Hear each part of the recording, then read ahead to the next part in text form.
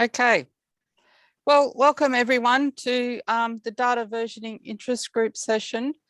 And our topic for today is advancing data versioning from principles to actionable recommendations. Next, please.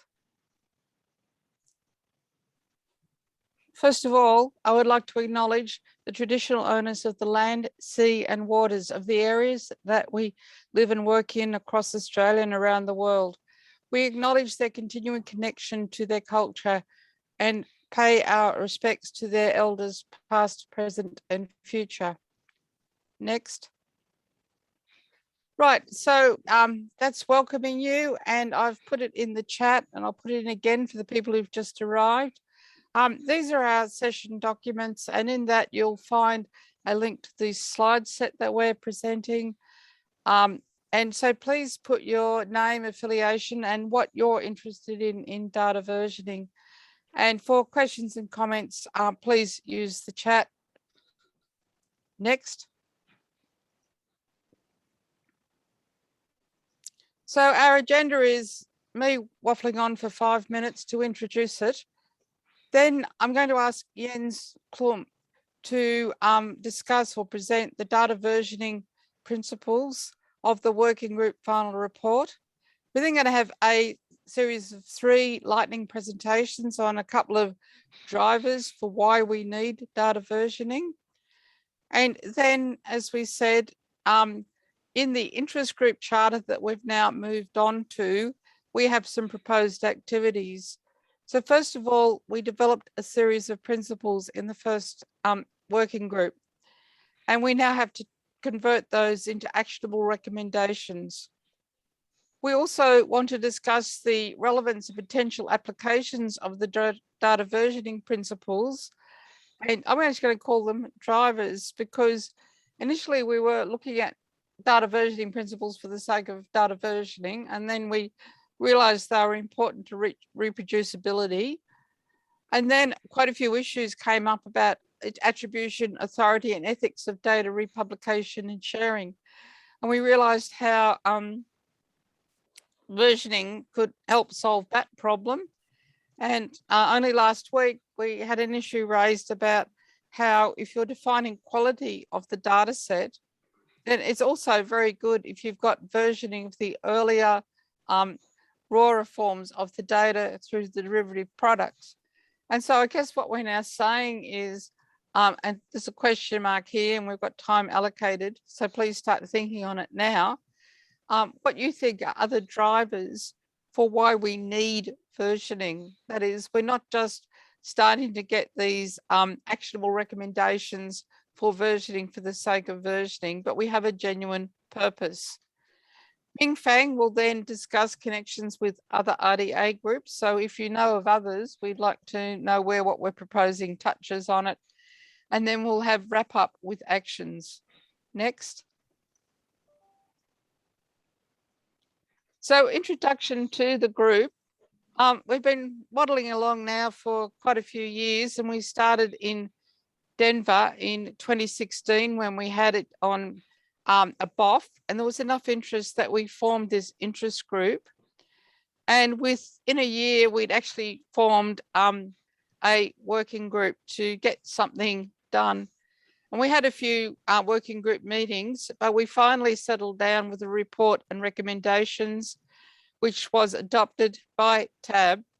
And so we then said, well, we finished that piece of work. Let's switch back to being an interest group and starting to find how we promote adoption of these principles, make them actionable, and work on emerging topics.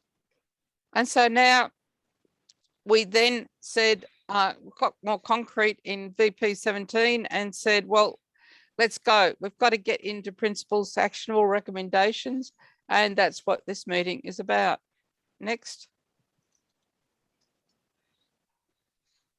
We really started out because several Australian groups had problems with the RDA dynamic data citation recommendations that were released in 2015. They're more geared to structured databases that could be accessed by SQL, but we had many use cases on large volume file-based collections such as geophysics, satellite, and climate. And so in Australia, we started a versioning community of practice, and we took this work to RDA to see where there were exceptions, and we ended up with 39 use cases.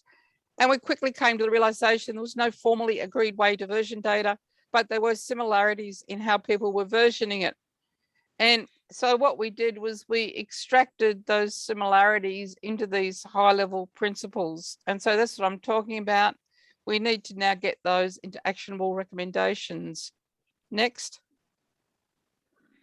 So our versioning charter, we are wanting to promote the versioning principles. More importantly, to develop recommendation for the adoption of the data versioning principles, and provide a forum for how versioning can help issues related to versioning, like republication, mirroring, reusing of data, quality, and reproducibility. Working on these topics may result in contributions to other RDA groups, or starting a new IG working group where there is no overlap with existing RDA groups. Next. So as I said, our goals are, let's just recap, develop a set of recommendations, promote their adoption, and analyze how they can be used in these other drivers.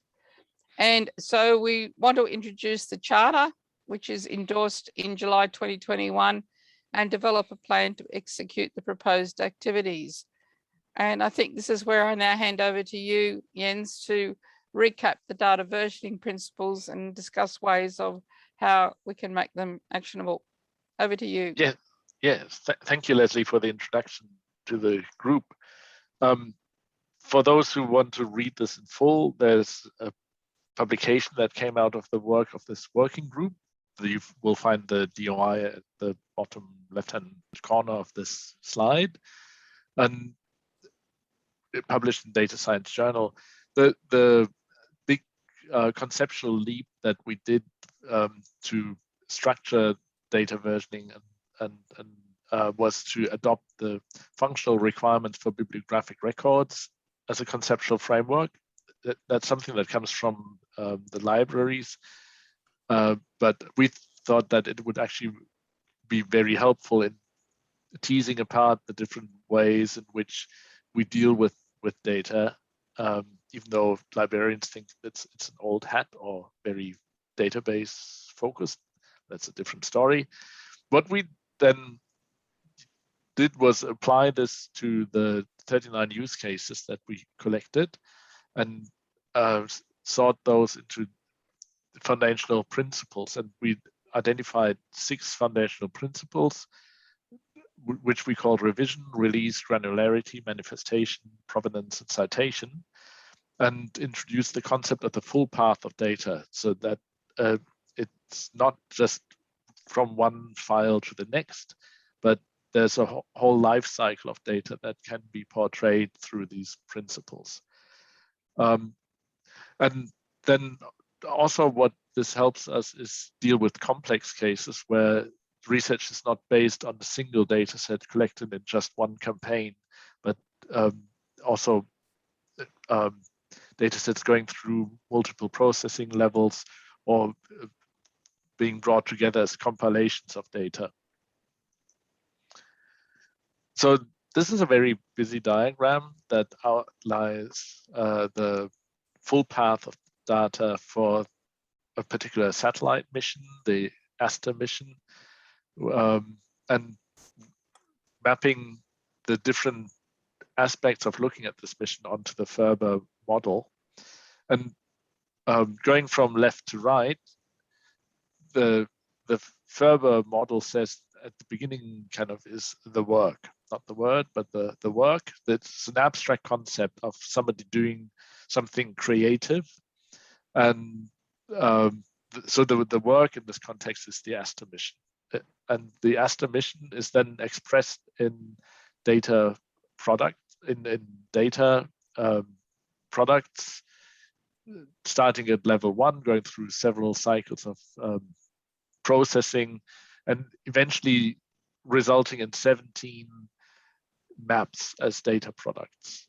And then these 17 maps all are manifested in 3 different formats: BSQ, GeoTIFF, and NetCDF. And here we're still in the abstract, but when we get to the right-hand side of the diagram, we get into the concrete, we get into the delivery of these data as items through different data centers. And on the right-hand side, you can see that the files are delivered by different data centers in different formats. It's all the same work, the ASTA mission, and its expressions in 17 different data products, manifested in 3 different formats and delivered in the form of, I don't know, 1 million items. I haven't counted them. So this is applying this idea of the Ferber model to data, the life cycle, and the full path of data. And then taking it apart in this way allows us to look at the critical needs for versioning. And we see that reproducibility is something that is critical because we need to define what we identify when we might want to reproduce a work. And if we can't, then we fail in reproducing our research results. Then there's the question of authority, identity, and ethics, where again the unambiguous identification of data sets is important, so that we can identify which version of the data that we are presented with is the authoritative form, and also can talk about the ethics of sharing data. For instance, when data are mirrored from one platform onto another, who did the work and who gets the credit for what, and who's responsible for the form that is disseminated. Then that feeds into the question of data quality. The different levels of processing involve different dimensions of quality, and by being able to identify what we're talking about, again, we can attach data quality measures to those items.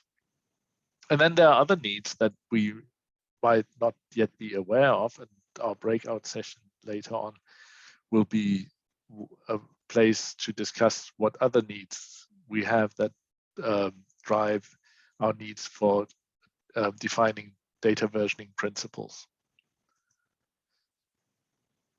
So where to next? We've heard this a few times now about what the interest group is about. Develop a set of recommendations for the dataset versioning principles, promote their adoption, and analyze how they can be applied to questions of attribution, authority, and other questions arising from data publication and sharing. So the actionable recommendations.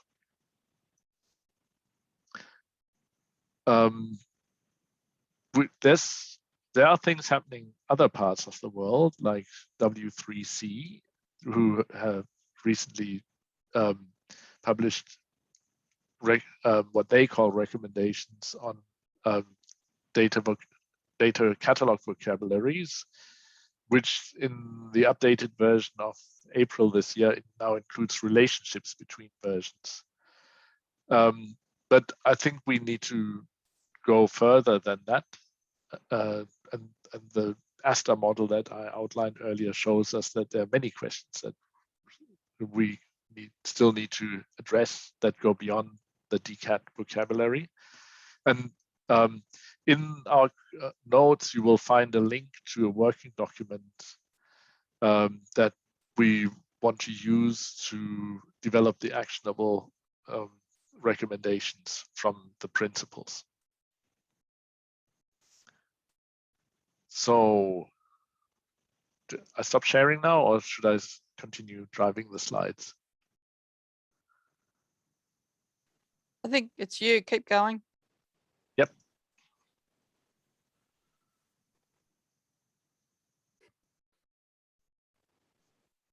So the step from versioning to ethics at first seems a bit far-fetched, but what we saw when, as Leslie reported in one of the earlier plenary discussions, when data start moving around, then we do run into those questions of authority, identity, and ethics when we need to know, when we encounter a data set in the wild, whether this is the authoritative version of what we're looking for. We need to know its identity to be able to establish that. And we need to be clear about the ethics of mirroring and copying data, which today is really easy. We've learned that in the last 2-3 decades, that digital data opens a couple of doors that are liberating, but also raise questions. And this one of the many questions that we asked is, when you republish, when you mirror data onto another repository, say from a domain repository into a general repository, is it legal? And the short answer is yes, because one of the things that we agreed on in this part of the world is that we want to use permissive licenses on data. If we use restrictive licenses, we limit what can be done and actually get us into fantastic entanglements of stacked licenses and red tape. So this is why, from a legal perspective, we want to have it as simple as possible, which gives us the default answer, yes. That doesn't mean that it's ethical to do that. So copying data from one repository onto another, what does that then mean? So firstly, we have to make it clear that the authoritative copy lies somewhere else. But what do I cite? Who do I cite when I copy data onto the new platform? And when I then access data onto this from the secondary platform, who gets the credit for the data site reference? How does the originator and the funder of the data get recognition? How does the funder of the platform get recognition? Those were questions that we discussed in 2 BOFs at plenary 15 and then later in plenary 16 again. And there are a couple of issues that we distilled from these discussions. One is, how can humans and machines know whether they are accessing an authoritative copy of the data? How does attribution work, or how is it acknowledged in mirror sites and papers? Do we need to issue a new DOI on the replicated data site? Who gets credit for the data set that's used and cited? Do we need to rethink data licensing? Is the permissive model actually adequate for the real world?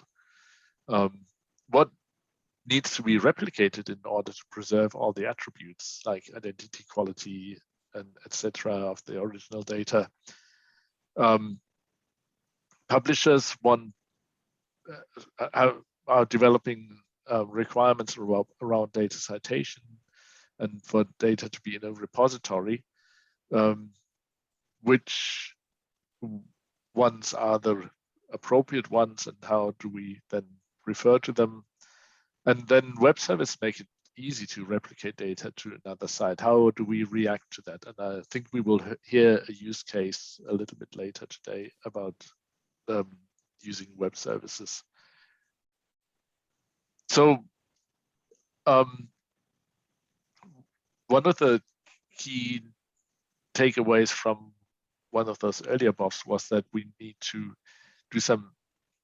get into some expectation management, that opening up data will mean that we are opening data for reuse that we may not approve of. But when we talk about those perceived downsides, even though we are promoting permissive data licensing, how do we reconcile those two?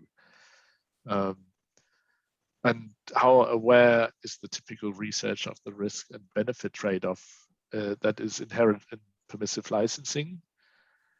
Do they really know what they're signing?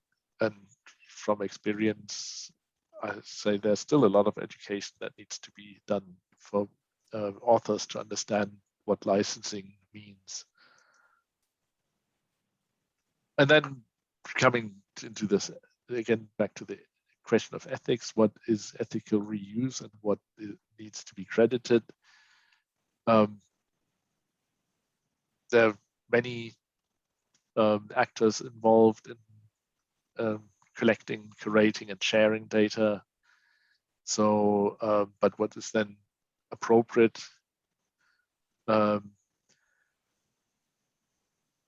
Then there are different perspectives onto that. From the researcher side, their main interest is in citation of when their data is reused, and they want this link to their intellectual creativity and their work. While for the data repositories and publishers, they need to provide evidence of usage, traffic to their platform to measure use and impact, which is quite different to what the researchers want to know about. So those are different aspects that we need to take into account when we ask for crediting reuse. So we're coming to the lightning talks, and I'll hand over to Ming.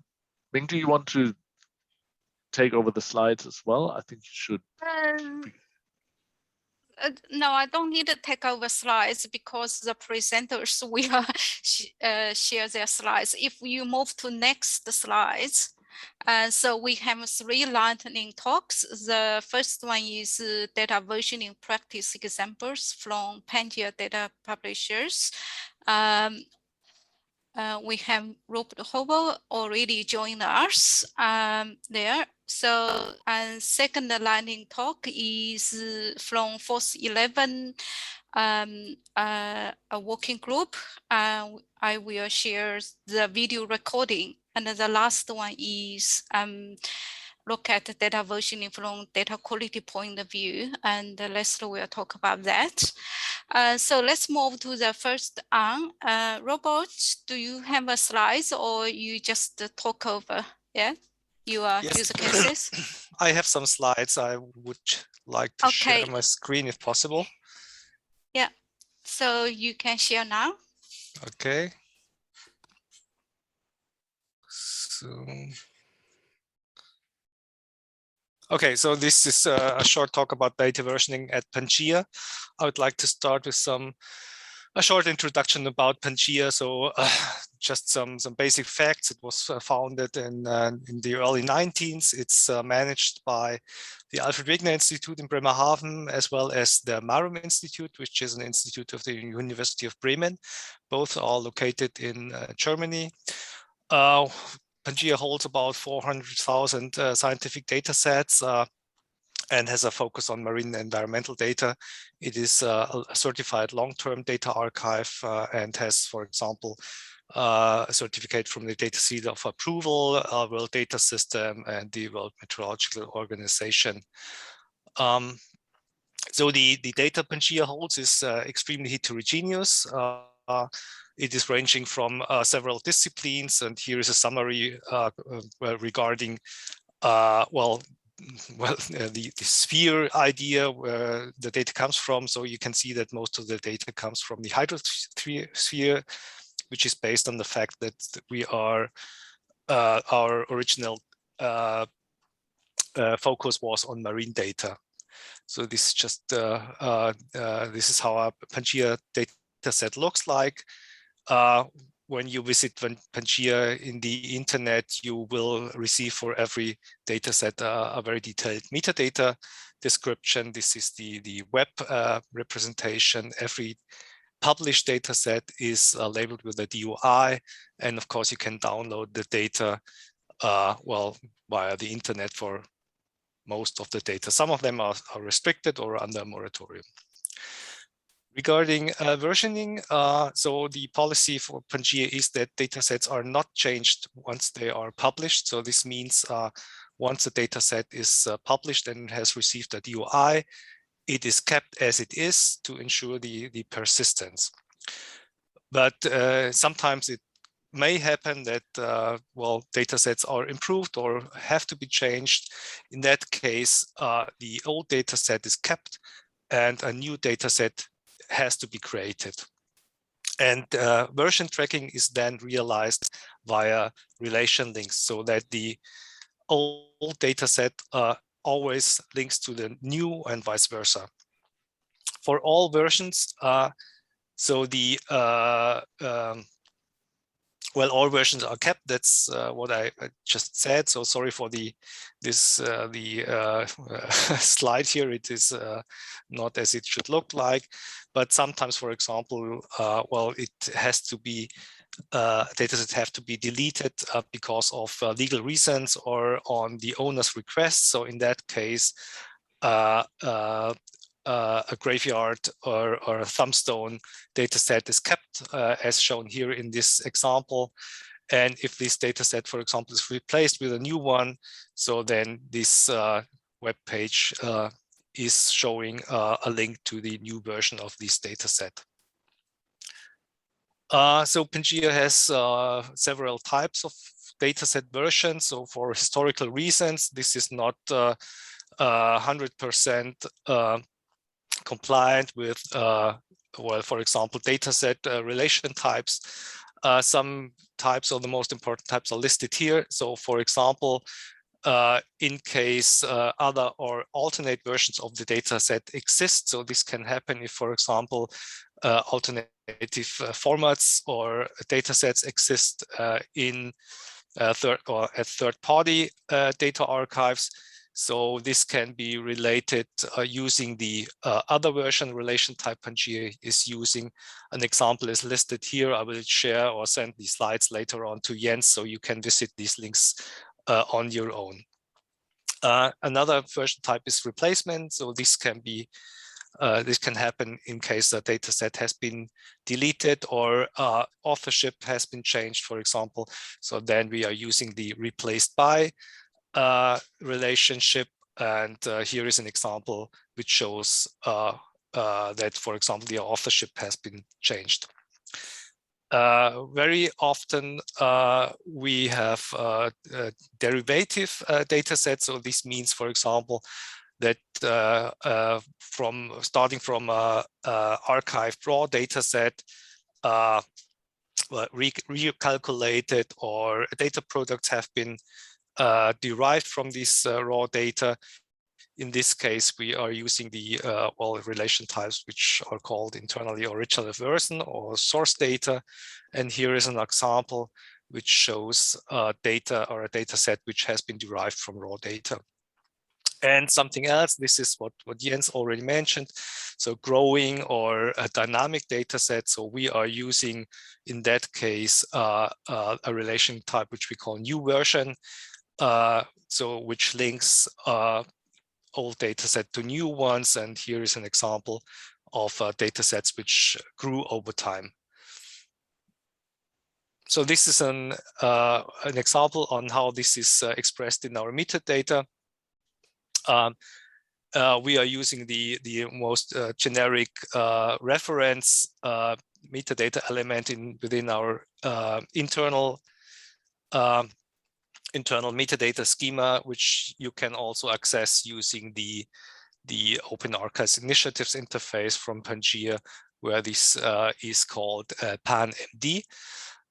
So here you can see that, for example, for this reference, we have a relation type new version. And this is also, in addition, given a snippet of the metadata of the new version dataset. So I hope this gave a short impression on how we deal with versions in Panchiya. As I mentioned, I will share the slides with Jens, and you can make your own picture of this process at Panchiya on your own. Thank you. Thank you, Robert. There are quite good examples here. Is there any quick question for Robert. Yeah, Ari? Yeah, just a very quick question. I think that it's a very nice system with these linkages between these different types of referencing inside there. Are these only inside the Panchiya, meaning that you can of course access your internal metadata, but this is not included in any way in the, let's say, more standard metadata, which is usually available in the data? Just to know that if this could be something we could start to recommend people in a sense. Yes, we are working on mapping this to, for example, schema.org metadata. This is in the moment work in process because there are some relation types which could map to our own terms quite nicely. Others are not so easy. But we are working on it, and it will, I think, the first place where this will appear in metadata will be schema.org. Thank you. If you have a question for Robert, please type in the chat or in the notes. We have a time come back to discussion and the question later on. So the second presentation is by Danina Lowenberg, and she is co-chair of FOSS 11 working group on research data publishing ethics. Unfortunately, this is not convenient time for her, but she kindly recorded the presentation. Okay, I will play the recording. Fingers crossed.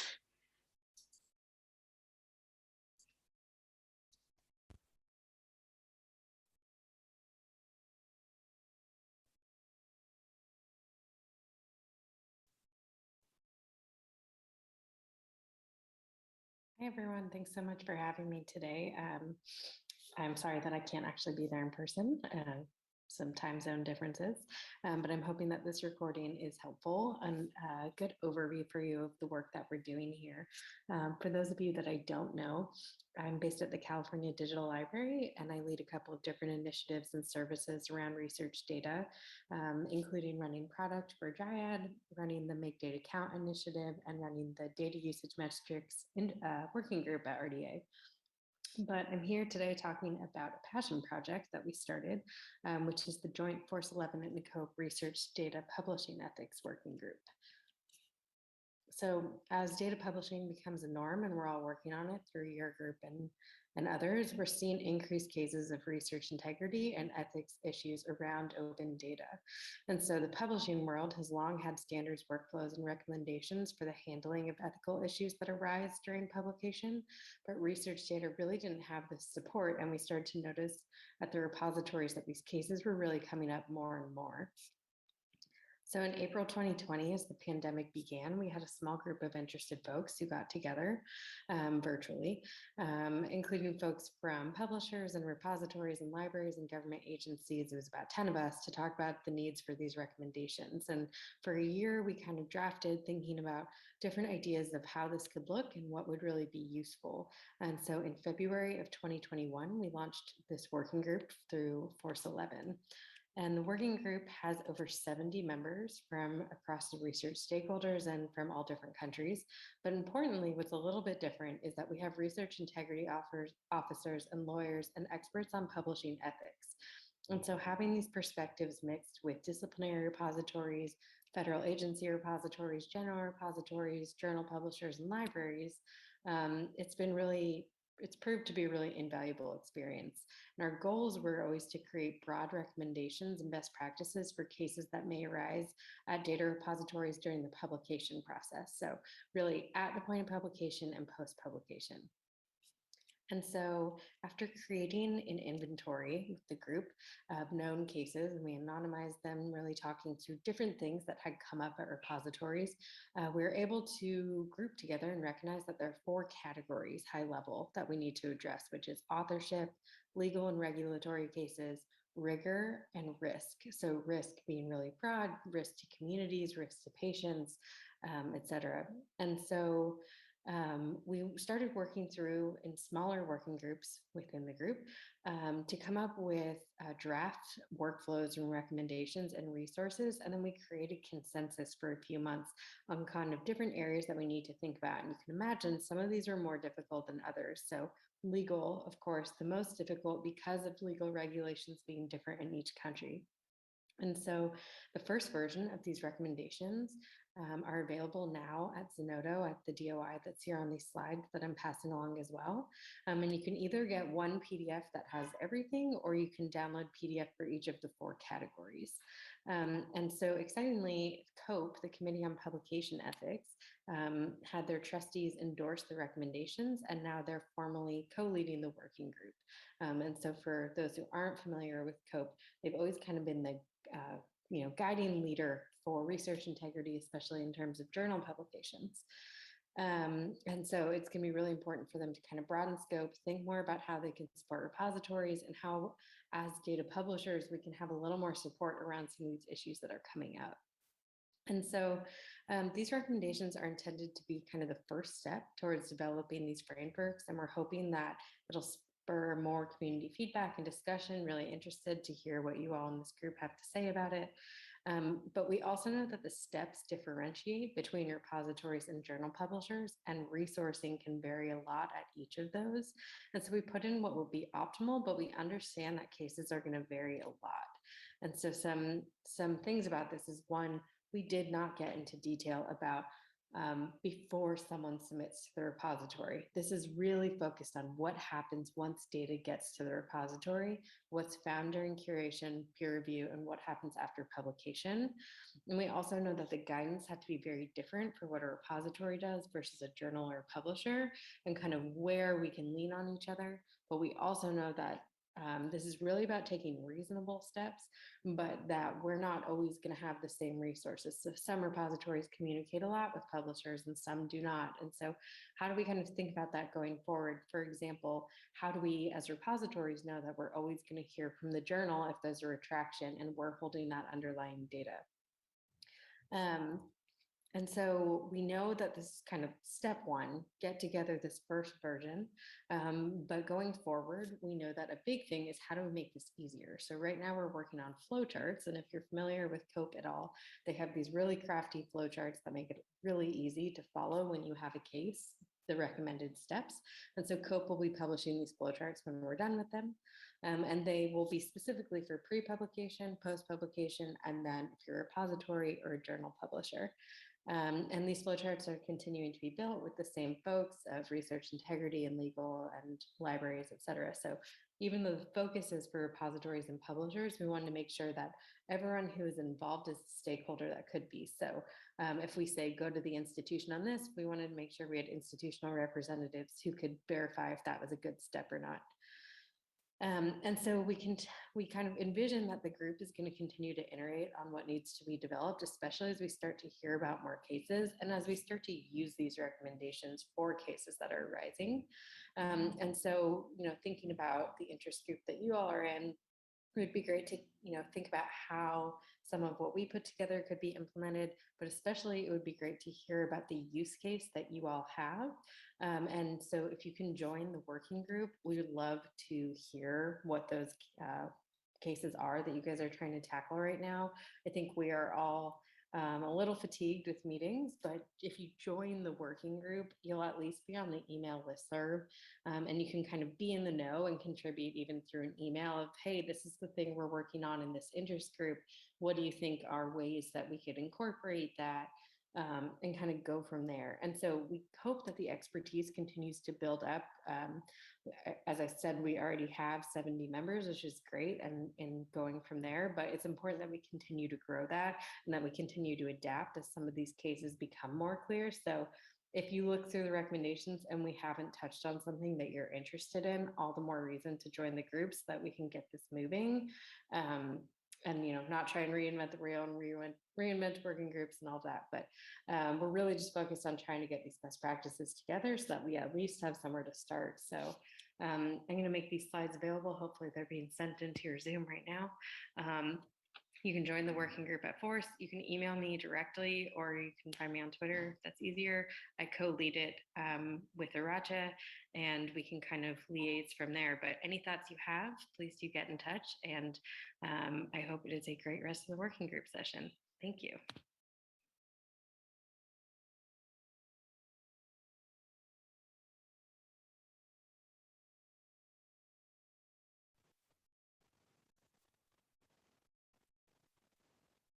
So Jens or Ming, can you bring up the slides, please?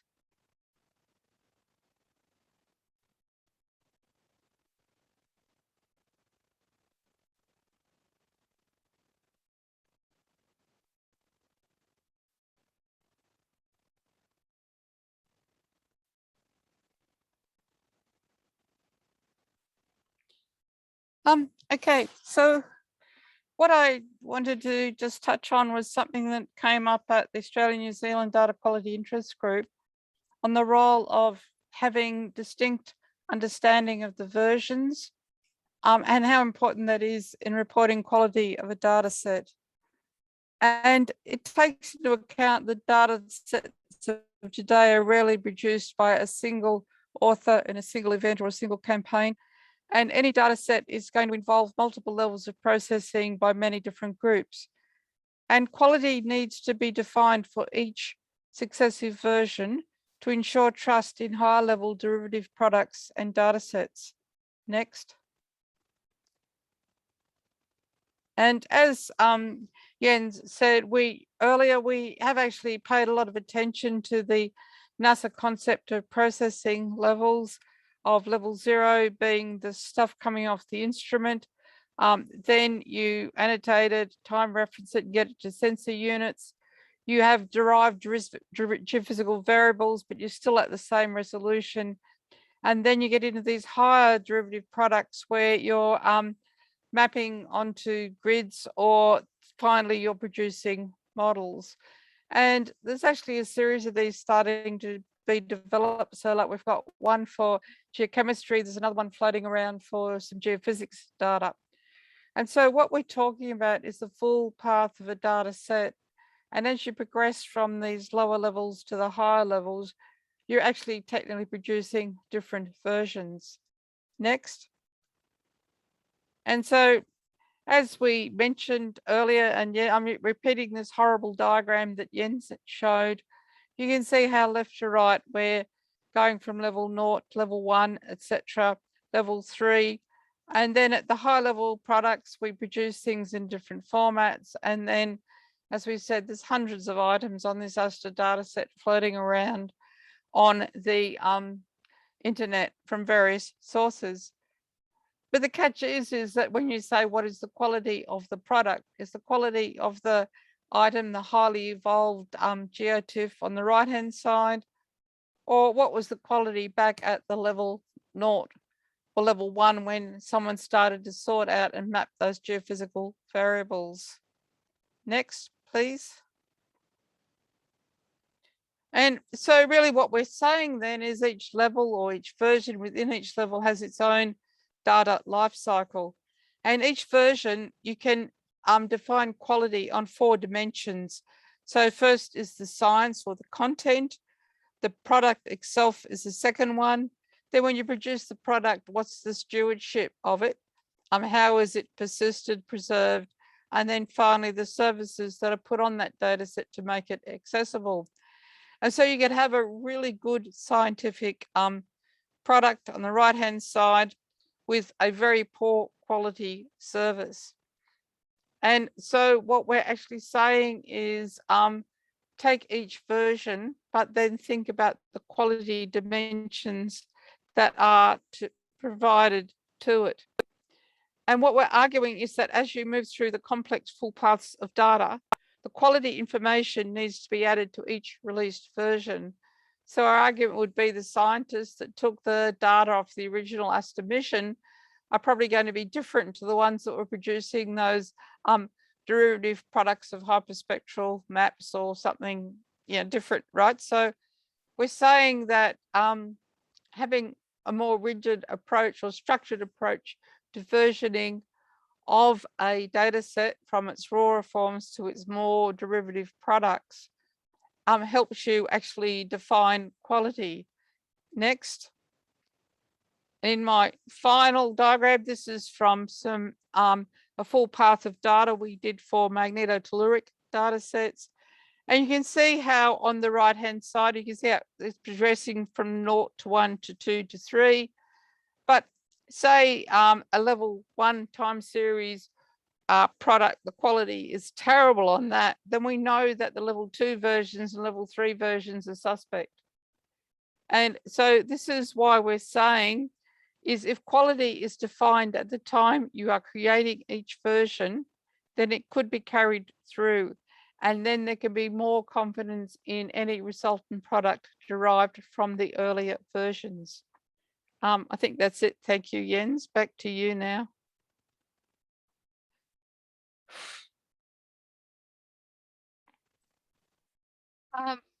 Jens, if you move on to next slides. Can I ask a direct question, please?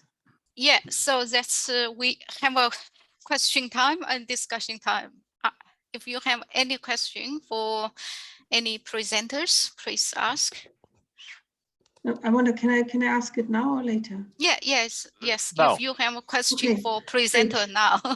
And this is what I also wanted to ask Jens. In the model, in this complicated with very, very many versions that Leslie and Jens both showed, would you assign individual DOIs for each of the versions or for each of the data set? At which granularity are you usually doing it?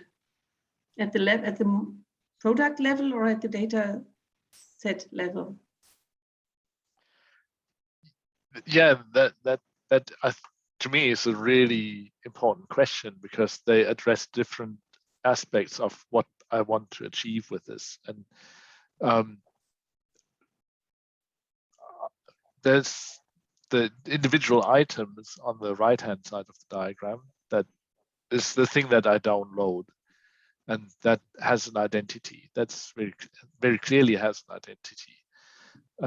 But then from a science perspective, I might be referring to the data product, which is in one of the higher levels, the expression of the work. And so this is an open question that we want to address in this interest group of when we cite data, what do we cite? Do we say, I cited this data product with this identity, which I downloaded as this item from this repository? Or what is the best practice to ensure this reproducibility and transparency and give credit to the people involved? So there's not an easy answer at this stage, but this is the thinking that we had been discussing around why we think this is a useful framework.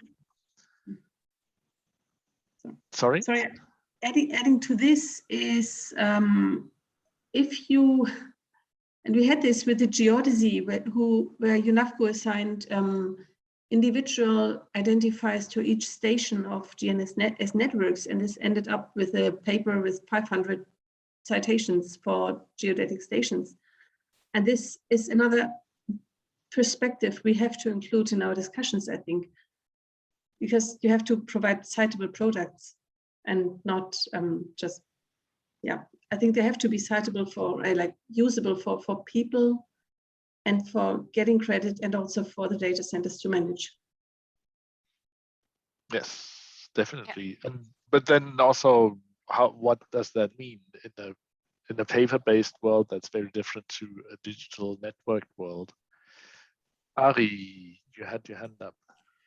Yeah, it's very much connected here. I also put this one in a little bit in chat because if you know that I work with the environmental infrastructures in Europe, and I try to map their data centers approach to what kind of PIDs they give to what is the actual kind of what is the object what they give a PID to.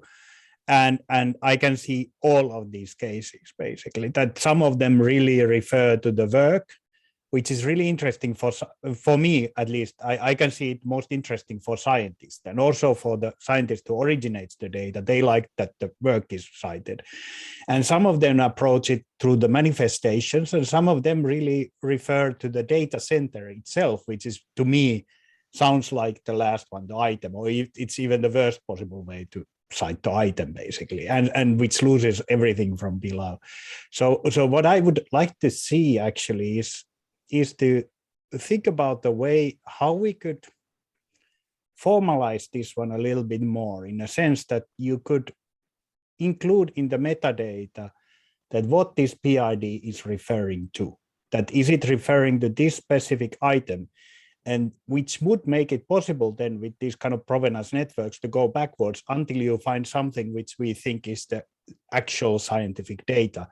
And that would be the one where the scientist would give their credit from. And then the data center would get the credit from the item, and then the data curator probably, or whatever, from the manifestation. So I'm just thinking, could we develop this model a little bit more kind of, and try to build it into more like a framework, how we want to model this kind of progress, at least in the big data centers, and see how that could work. I don't know if that's reasonable or not, but maybe something to think about. Yes, I think that's a good idea. What we wanted in the first round of formulating the principles was to create kind of a language that helps us address all those concerns. And now we want to find recommendations that we can then publish for various data centers and use cases and the publishers, etc. Françoise.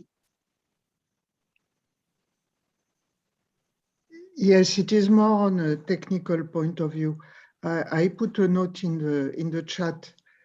When I see your big diagram, it reminds me of the kind of questions we try to deal with in astronomy, in particular with data which is very complex, such as what comes from a Cherenkov telescope.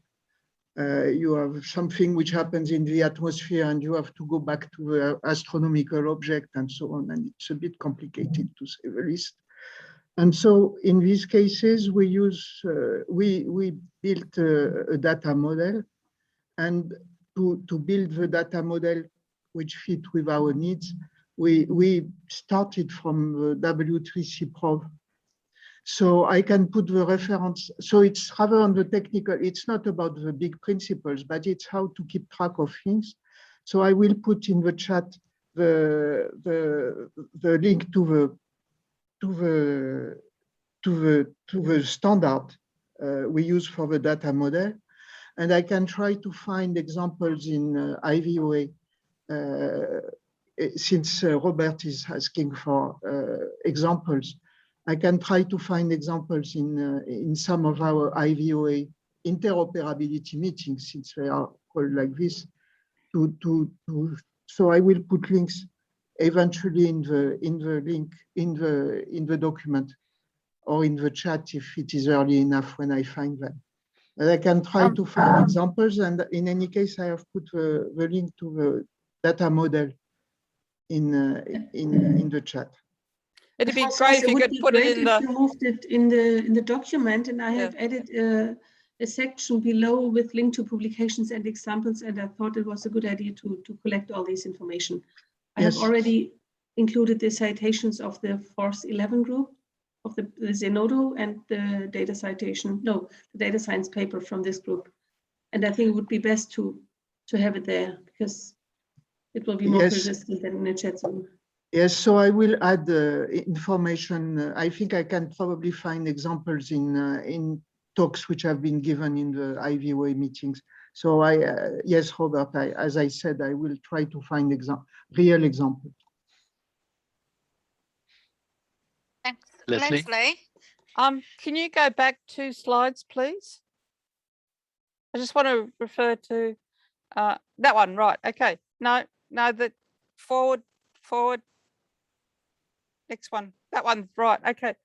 So getting back to what Kirsten first asked, in our opinion, what we're finding with geophysics is that effectively each one of these should have a DOI, because what we're arguing is some groups are very happy with just playing with the model outputs at level 3 over on the right, whereas others want to go back to the basic time series.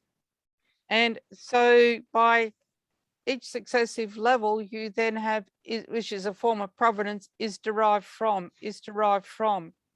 And what it then means is, like for geophysics, in the level 0, the people that went out and dug the hole, funded the instrument, funded that, get credited there.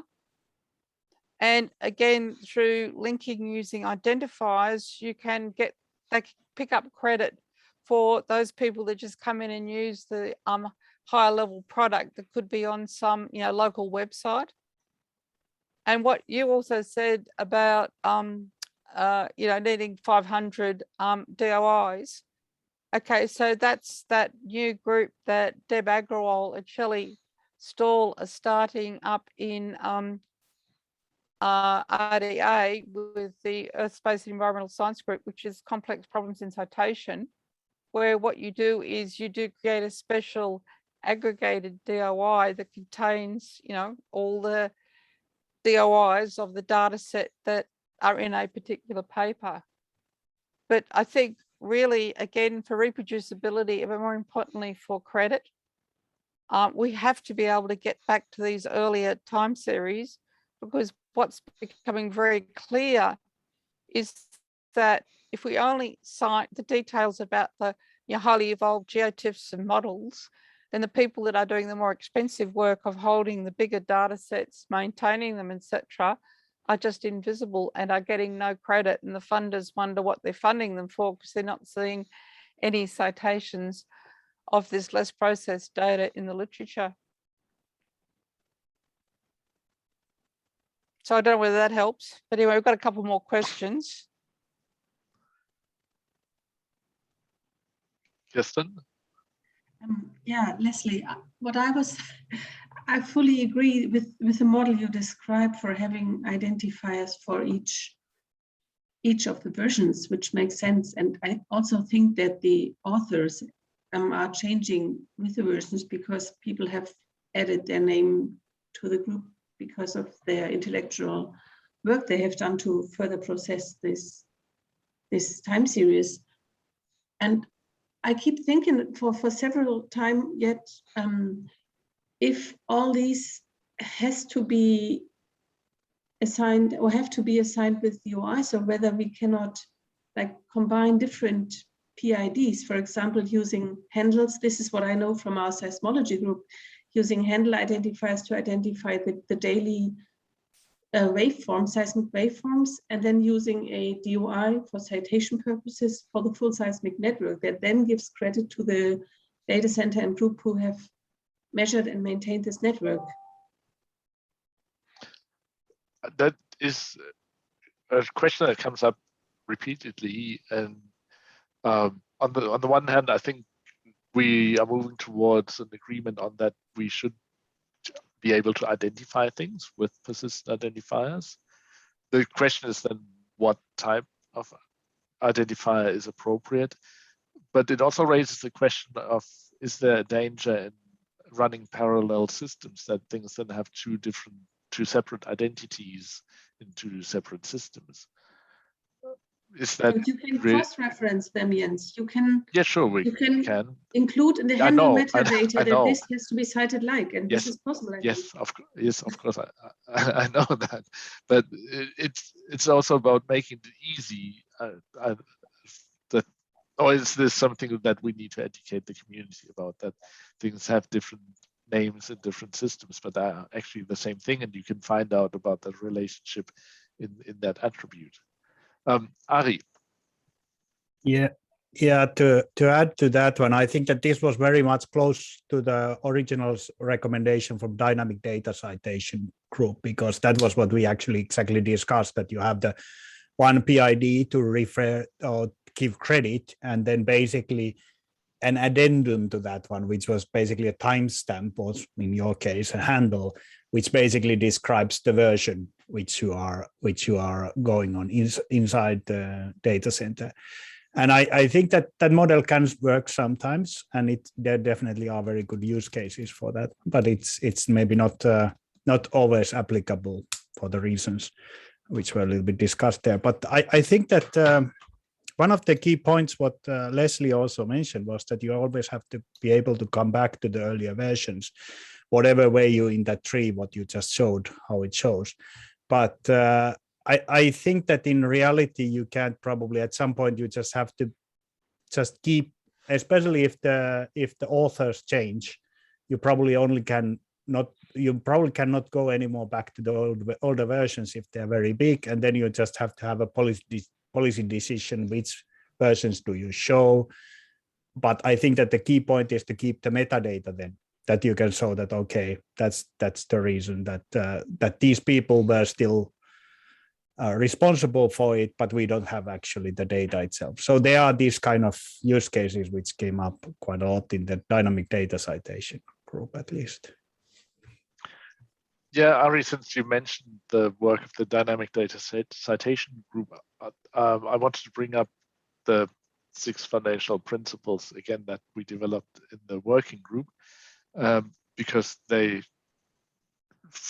were developed to address some of the questions that we felt were left open in the dynamic data citation working group recommendations. And that was right at the beginning of the process to make the distinction between recognizing that there's a change in the bit stream, which we call revision, and the editorial process of conveying to your user community the significance of that change in the release process. And then we have this question of granularity, how we package things together and refer to that, to aggregations or granules. And manifestation was about same content but different format. We discussed provenance in this event today already, and then the citation of how do we refer to all of this. So it's not only the Ferber model that was an outcome of this working group, but also this lens of looking at the process of how do we release data sets to a user community, how do we package them in terms of aggregations or granules, and how do we refer to the different formats.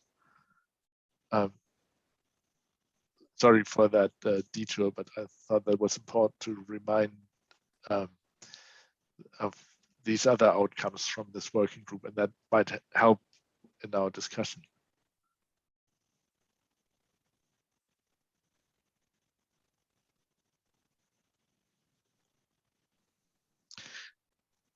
So, Ming? Oh, okay. I'm just about to say, yeah. So, because we discussed the way forward and what kind of so first, are people interested in involving developing these actionable recommendations under this framework? And the secondary, and how would you like to see organized activities around the developing the recommendation?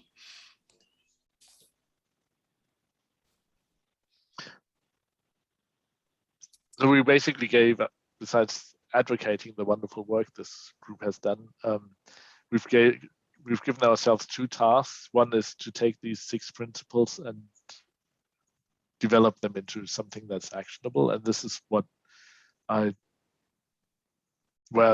created this stub document that where I started formulating questions that could then be translated into actionable recommendations. Then we have the next step that follows on. What does that mean for reproducibility attribution?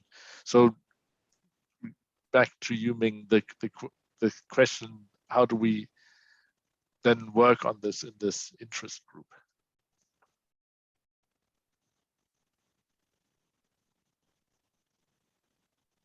One thing what I could maybe think about is to really, I don't know, maybe we have already enough information, but I'm not 100% sure that if we could really a little bit map how different organizations actually do currently. A little bit more map, let's say, at least on my own field, that which kind of citations they currently use and what are the motivation, why they have chosen the current method.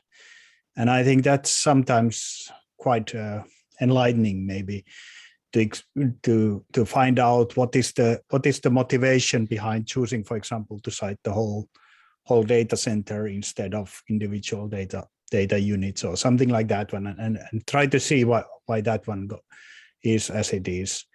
And then also maybe, yeah, I'll let others talk. Maybe you get some other ideas.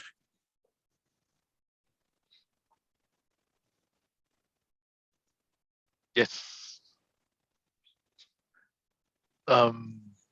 We have this collection of use cases that we can expand. We've heard new use cases today.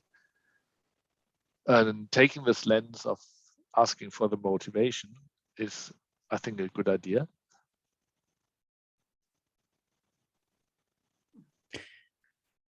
Yeah. I think we could definitely go back to the list we have collected on use cases and ask whether they are still valid, because I know that several data centers might have changed their ways to use versions to make it scalable. And also there are new use cases, like, for example, the geodesy community. They are currently discussing on how to assign DOIs to their products. And there it is, the need to cite the original agency publishing the data is immense. And therefore we rather tend to use the seismology approach for having DOIs to product types, and then because the data are on a minute basis, so you cannot have.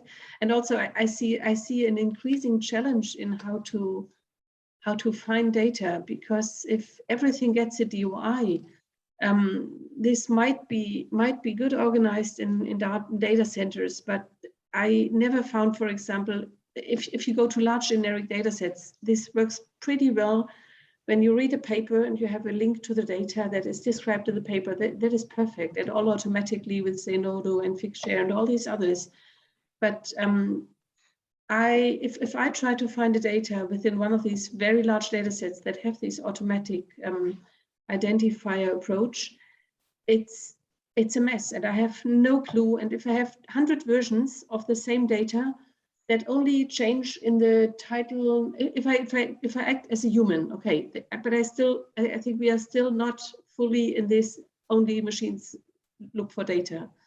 So we have to serve both ways. We have to make it identifiable and findable by computers, but also by humans. And if I see a list of 100 versions with the same title, and only a change in the 5th or 6th word, but the catalog only displays 4 words, I just go say, okay, I can't use this data. And that is something that I hear very often also from the community, especially, for example, in the for data journals and others. Like, I think we have to broaden our scope to also include the citation and also to value curated data. And yeah, I'll let others speak now. Thank you. And Ari? agree. Yeah. It's not. I think Kirsten just raised. I mean, I think we try to approach that one in that paper with that idea of releases, that you have a bigger release instead of smaller ones, and try to avoid for humans to give the information on the very small details. One thing before I give to Ming, I was just thinking one thing would be nice to think about is that what would be the ideal case, that how we would like to see everything what we have now discussed, that what would be really the the vision for the future. Forget about the technology, forget about the current situation and whatever the capabilities are. What would be the ideal situation? And then try to go back from that one and see how much you can deviate from that one and still work okay using the use cases. Maybe, I don't know if this is a model we could try to see or somehow, because it usually helps if we have some real goal which we can then advocate to people that this is the thing what we want to see. And we can also discuss with other people that do they want to see the same thing. And I've seen this very many times when I talk to my own member data centers, is that if you don't have a model, they're just thinking that, oh, this kind of vision, they're just thinking that this is just extra work, and they don't necessarily see the benefit what comes out of all these steps. And we have always done this way. Why should we change? Maybe that could be a good document to start with. Maybe some sort of community vision, how this data versioning and citation should go.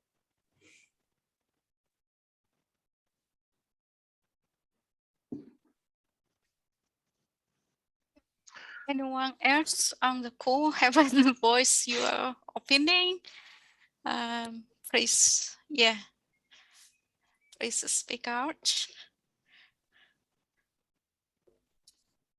Francois? Yes, well, I am very interested in what you are discussing. And as you know, I am not a specialist of data versioning. I think that in the community vision, I think it's important to try to understand whether the recommendations are applicable and in which context.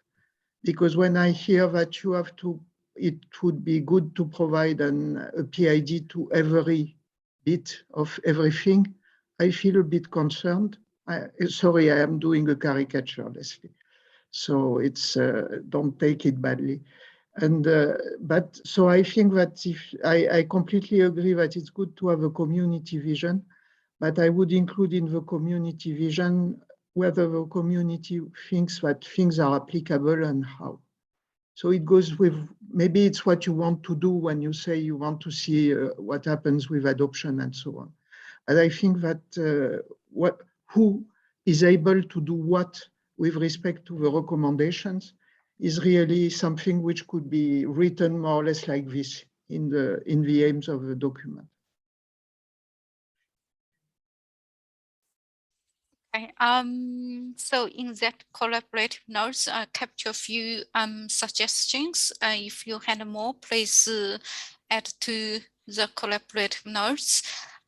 So we usually have this meeting, at the plenary. Should we organize working meetings at a frequency, say 2 months, 3 months? Or maybe we have probably we have many members not here today from data versioning interest group. We could have a survey to ask people the frequency and the time for catch up, so we could take the list of activities to see who wants to lead for what and what want to achieve. Is that a way forward? We have a survey, very short survey, 2 questions, probably frequency and time, and also probably third question, what kind of tasks, the activities they are interested. And Kirsten? I would like to have interim meetings, not every week, of course, but whenever we come to this plenary, we have this 1.5 hours, and then it's like it would be helpful that possibly we can have meetings to the different aspects of our agenda, and with some homework. And you know that I have stepped back from my presentation due to little time, so I should not be the one to mention this, but going back to and then possibly addressing specific questions in going back to the surveys or adding new, this could be, I think it could be productive, and then we keep up the momentum and keep up the discussion. Okay, So we should give other members a chance to voice. So we send a survey and then following by doodle poll for regular catch up. Yeah.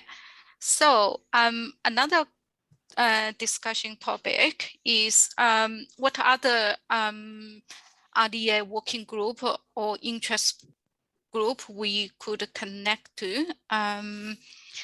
And so I don't see the people on this course. So if you are if you are a member of other working group or interest group, do you see any relevancies or connections here? Yeah, you can put in collaborative notes.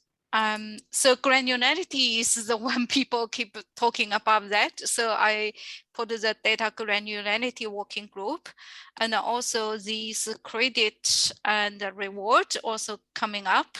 So there is interest group called the sharing reward and the credit interest group. So yeah. Are there any other groups you are aware of but not on our list?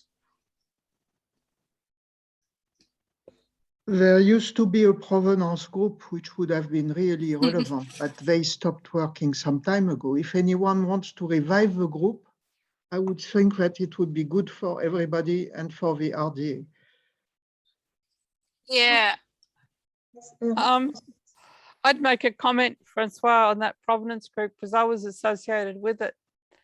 And one of the things was they were technically coming up with a solution of how to trace provenance from version to version. But what they didn't or couldn't come to terms with was what is a version. And that's partly why it floundered, because then the data versioning group kind of rose a little bit with a view to trying to help the provenance group being able to technically link the, like this was derived from this, which was derived from that, because the Provo standard's pretty well there, but it was failing because no one could agree on what was a version. So that's something, get something more concrete, maybe then we could get it going again. So maybe going back to provenance is when you have finished your work, and then we can go back to provenance in the RDA. I take the point. It was also because the people were not fully able to continue the work, but that it stopped. But yeah, there's a touch of that there was a touch of that as well, but fundamentally that was the flaw they were dealing with all the time. And again, we had a companion group going in Australia with ARDC, and the same thing too, it failed because we couldn't come to terms with what was a version. Sure, it's one of the building blocks, I agree. Yeah. Actually, that group, provenance working group, RDA ones, they collected quite a few use cases. So probably I will poke around to see if I can find out where those use cases are now, and could be add up to the collection we are having.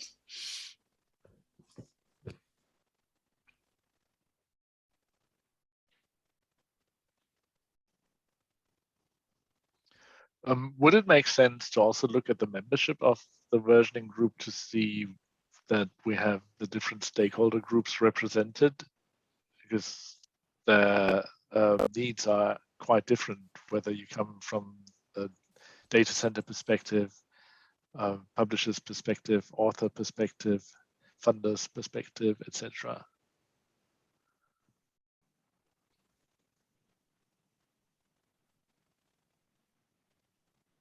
Yeah. You'd probably have to put that in the survey. Sorry, Leslie. I was going to say you'd have to put that in the say. survey. Yeah, you hardly can find from their affiliation. Yeah.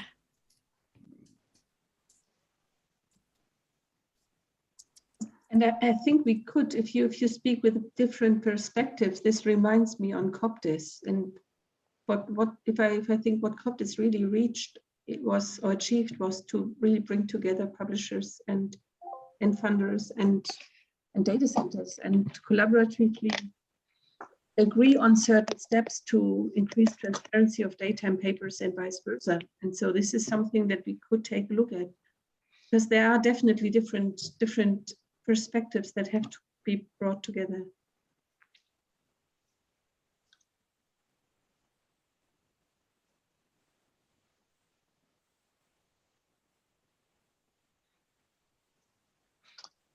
So one question though that's still on my mind is, how do we do this in a distributed world without adding too many more meetings?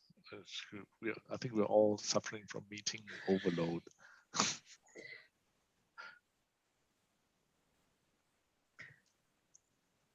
Is it the collaborative documents? I just had a first in-person workshop for 2 days within EPOS, and this was so really useful, and we enjoyed it so much to really have time to discuss certain items even longer than on a 1.5 hours meeting with a very strict agenda. So I think preparing and discussing the outcome on a very small item, and then having time to discuss without having the need to present to the whole community. This could be an option, if you ask me. We could change from WebEx to Zoom so at least we have fun with other. No, it was a joke. Well, the platform is one thing, but would it also make sense to have some distributed meetings? Because time and space are really the limiting factors for us.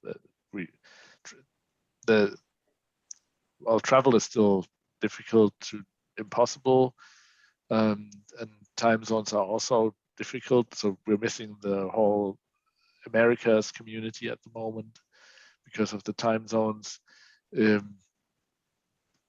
Working completely asynchronously is also not satisfactory. Like Kirsten just described it, sometimes you need to be together in the same, even if it's just the same virtual room, in a time zone that's not physically challenging to your body, to be able to progress things.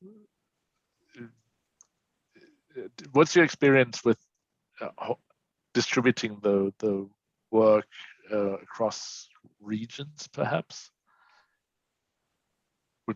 Would that work?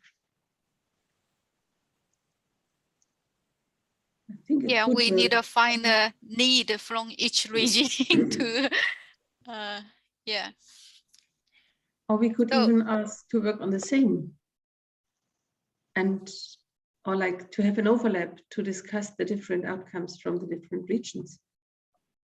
And then one of us or two of us have to get up either early or late, and then we are working across the world. So yeah, and I really am not a fan of midnight meetings, but I know that sometimes you can't avoid them.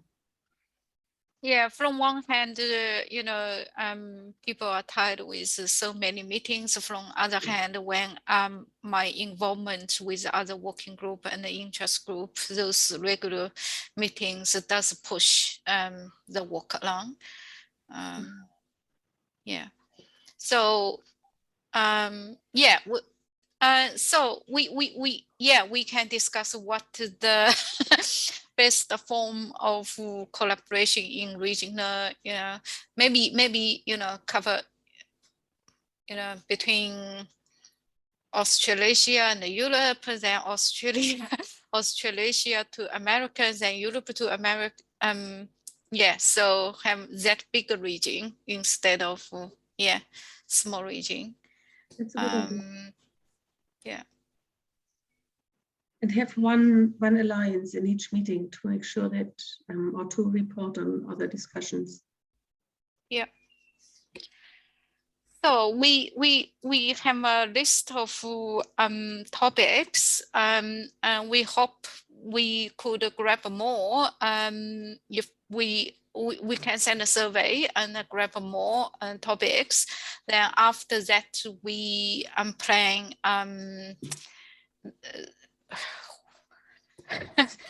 Should I avoid the meetings, plan activities to make things happen? Meetings or not? Yeah, find a way to make things happen in between plenaries.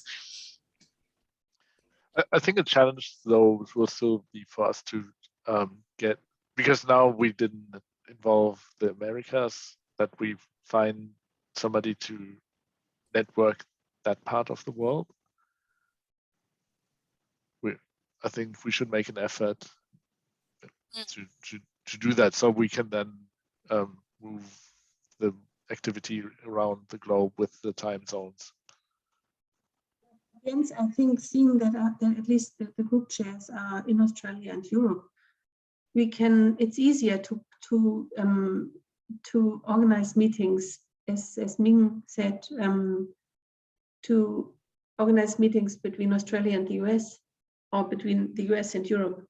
So until we find a person who is more involved and who is interested, we can make this coordinate these meetings with participation of chairs from the actual group.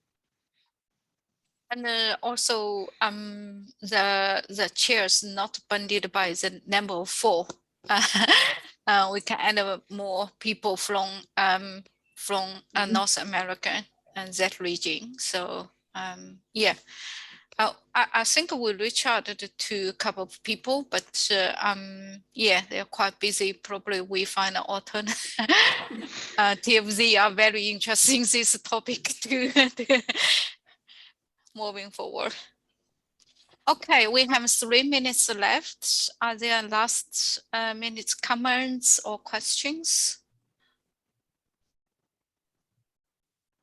I was just thinking of possibly also including some IGSN communities, because there we are dealing with high granularity of data. So I think addressing the granularity, there is already a use case that we can apply, although there are changes upcoming at IGSN. But then we meet again with the very same people, because seeing Jens, Leslie, and myself here, we are IGSN. So Kerstin is missing. We should certainly record it as a use case. Mm-hmm. And we should save the chat. And put it in yes. the, Yep. Yes. I put it in the notes. You put it in the notes? Yeah, put it in the notes. Yeah. Oh, are you doing that, Ming? Yeah, I will save the save. Alex, let me save before. Yeah, I saved now. Close the room. Yes.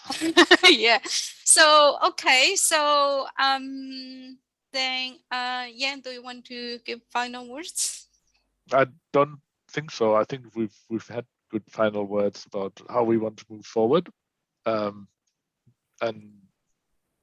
from my side, I would like to thank everybody who contributed to the discussion today and to the preparation of this session, and hand to my co-chairs for their words.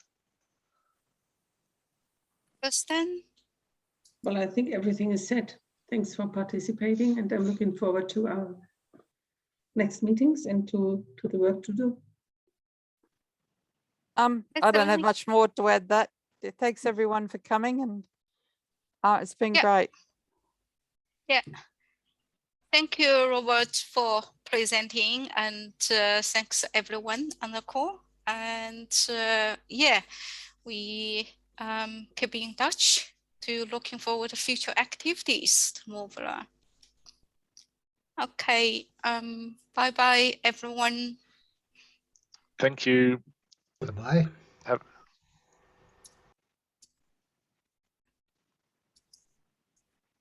So where was it saved? Where